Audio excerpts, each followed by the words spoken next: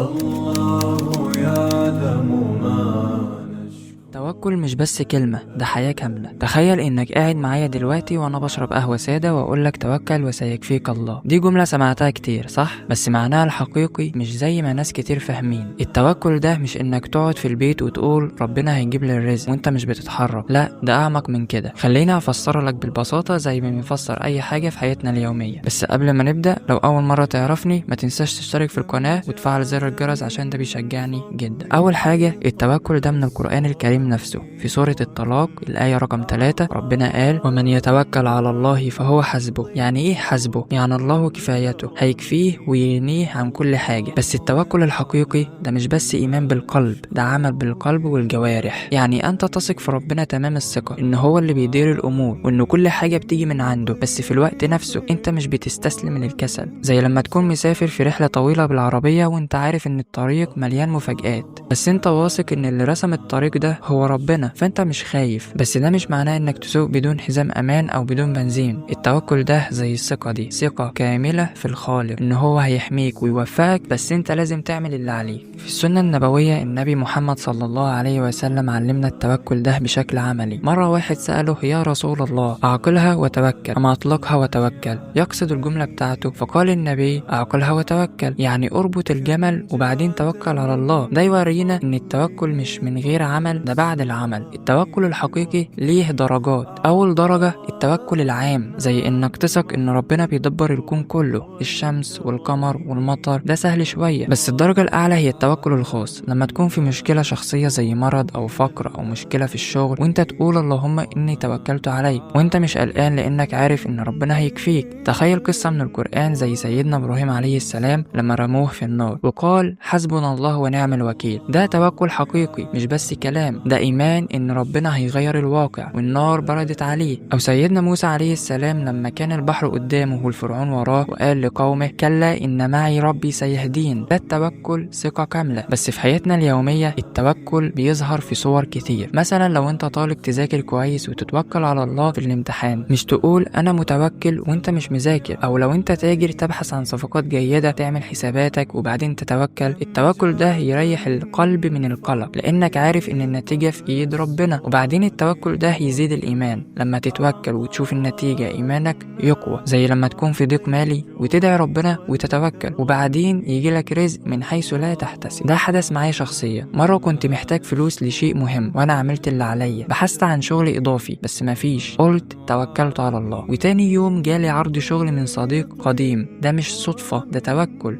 التوكل ده كمان يحميك من الشرك الخفي، لان لو انت وثقت في فلوسك او في الناس اكتر من ربنا ده شرك. التوكل ينقي القلب، يخليك تعتمد على ربنا وحده. في الحديث القدسي ربنا قال أنا عند ظن عبدي بي، يعني لو ظننت إن ربنا هيكفيك هيكفيك. خليني أقولك عن أخطاء شائعة في التوكل. ناس كتير يفهموا التوكل غلط، يقولوا أنا متوكل وهم كسالى. ده مش توكل، ده تواكل. التوكل الحقيقي بعد الأخذ بالأسباب أو ناس تانية تعمل كل حاجة وتنسى ربنا، ده كمان غلط، لأنها مش متوكلة، هي واثقة في نفسها بس. في الجزء ده أنا عايز أؤكد إن التوكل ده عبادة يقربك من ربنا ويجعل حياتك أسهل. مش هتقدر تحسب كم الراحة اللي بيجيبها. لو عايز تطبقه ابدأ صغير، في كل يوم قبل ما تعمل حاجة قل بسم الله توكلت على الله، هتلاقي فرق كبير جدا.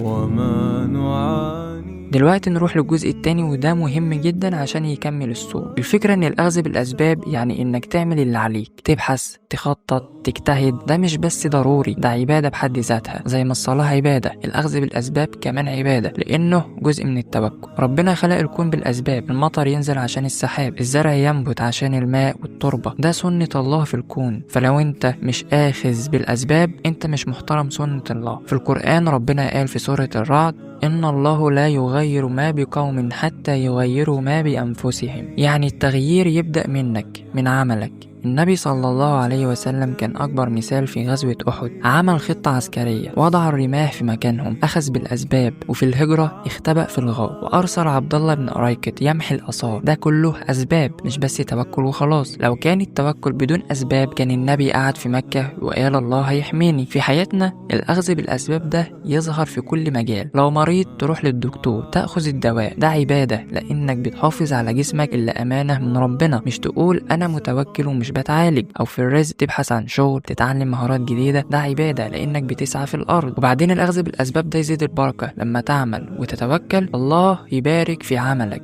زي قصة الطائر اللي قال عنها النبي: لو توكلتم على الله حق توكله لرزقكم كما يرزق الطير تغدو خماصا وتروح بطانا. الطائر ده مش قاعد في العش، هو بيخرج يبحث عن الرزق بس متوكل. خلينا أقول لك قصة حقيقية من تاريخنا. كان في زمن الفتنة رفض يقول كلام غلط عن القرآن فتعذب، بس هو أخذ بالأسباب وفي النهاية الله كفاه. أو الشيخ ابن تيمية كان يواجه المشاكل بس كان يدرس ويكتب ويخطط. في العصر الحديث شوف العلماء والمخترعين المسلمين زي ابن سينا أو الخوارزمي كانوا يأخذون بالأسباب، يبحثون، يجربون، يتوكلون على الله. ده اللي جاب التقدم. ناس تأخذ بالأسباب وتنسى التوكل، تصير مادية تعتمد على العقل بس. ده غلط، لأن الأسباب مش كل حاجة، ربنا فوقها. أو ناس تأخذ أسباب حرام زي الرشوة أو الغش، ده مش عبادة، ده معصية. الأخذ بالأسباب ده يعلمنا الصبر والإصرار. لو فشلت في شيء مش تقول مش قدر الله، لا، راجع أسبابك، حسنها وتوكل تاني. ده جزء من الإيمان. وبعدين ده يجعلك إنسان إيجابي مش سلبي تنتظر المعجزات،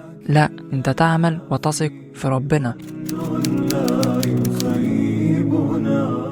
خلينا نعيشها عمليا دلوقتي. الجزء الثالث وده اللي هيجمع الكل عشان نطبق الفكرة دي في حياتنا اليومية: توكل وسيكفيك الله. مش بس نظرية، ده نمط حياة. هقولك ازاي تطبقه في مجالات مختلفة مع قصص ونصائح عملية. اولا في الشغل والرزق. انت بتبحث عن وظيفة، الاخذ بالاسباب، بترسل السي في، بتحضر مقابلات، بتتعلم سكيلز جديدة عبر الانترنت. التوكل بعد كل ده قل اللهم اكفني بحلالك عن حرامك. مش تقلق، اقول لكم قصه صغيره. صديقي كان عاطل، عمل كده وبعد شهرين جات له فرصه في شركه كبيره، الله كفاه. ثانيا في الصحه، لو مريض روح للدكتور، اتبع نظام غذائي، مارس رياضه، ده اسباب. التوكل ادعي الله بالشفاء وثق انه هيشفيك. زي قصة أيوب عليه السلام، صبر وأخذ بالأسباب اللي قدر عليها وشفاه الله. ثالثا في الزواج والعلاقات، تبحث عن شريك حياة، أخذ بالأسباب، شوف في المساجد، عبر أصدقاء بس بحدود شرعية. التوكل ادعي الاستخارة وثق إن الله يختار الأفضل. ناس كتير اتجوزوا كده ونجحوا. رابعا في الدراسة، مذاكرة جيدة، تنظيم وقت، ده أسباب. التوكل قبل الامتحان، توكل على الله هيخفف التوتر. خامسا في المشاكل الكبيرة زي الديون، خطط لسدادها، قلل مصروفات، ابحث عن دخل إضافي. التوكل ادعي اللهم اكفني ما أهمني، الله هيفتح أبواب. قصة تاريخية، الخليفة عمر بن الخطاب لما كان الطاعون أخذ بالأسباب، منع الناس من الدخول للمناطق المصابة وقال نفر من قدر الله إلى قدر الله. ده توازن بين الأسباب والتوكل. في العصر الحديث شوف الدول اللي نجحت زي ماليزيا أو تركيا، أخذوا بالأسباب في التعليم والاقتصاد وتوكلوا على الله فتقدموا. هقول لكم على نصيحة عملية. أول حاجة كل صباح اقرأ أذكار التوكل. تاني حاجة قبل أي قرار صلي استخارة. تالت حاجة لو فشلت مش تنهار، قول قدر الله وما شاء فعل وراجع أسبابك. رابع حاجة علم أولادك عشان يتربوا عليه. خامس حاجة اقرأ كتب زي التوكل على الله لابن القيم هتفيدك. ففي النهاية عاوز أقول كلمتين: